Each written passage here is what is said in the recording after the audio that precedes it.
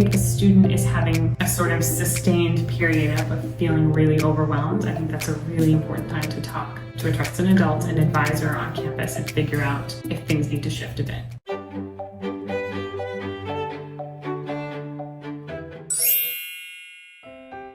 The Academic Support Center at the school I worked at gave every student a planner when they came, which I thought was great, a paper planner. And they said, you don't have to use this paper planner, but you have to have some organizational tool that works for you, whether it's your Google Calendar is color-coded and meticulously done, making sure that you understand the platform your school is using to organize a lot of academic work, like Schoology or something similar.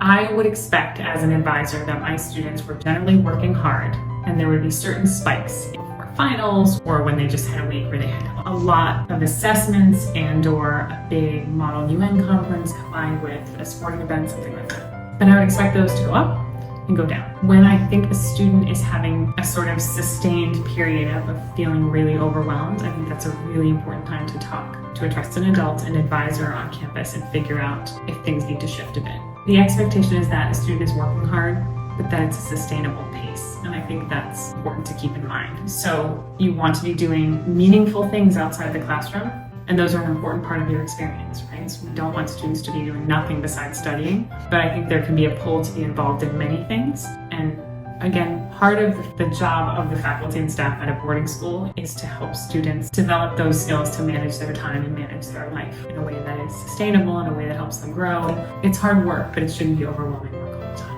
I would always say to my advisors, like, how full is your plate, right? And what needs to stay on your plate and what is too much at that moment or too much for that semester, and that you can always recalibrate. There are adults there to help you figure that out. I've also had a student go to a teacher that she was having a bit of a difficult time with and say, this is what I feel like the teacher said to me. And then I said, is it okay if I go talk to the teacher? And then I talked with the teacher. And what the teacher felt like she had expressed to the student was really different than what the student walked away with. And neither one, I think, was wrong. They both wanted to come to the same place. So in that, I sort of served as a translator, right, of making sure that the message between them was clear and that they could sort of get to the place that they needed to be. The one last thing I'll say is if you are struggling particularly early in a semester with a class, sometimes needs to be a decision made, and an advisor is a helpful person to have involved with this.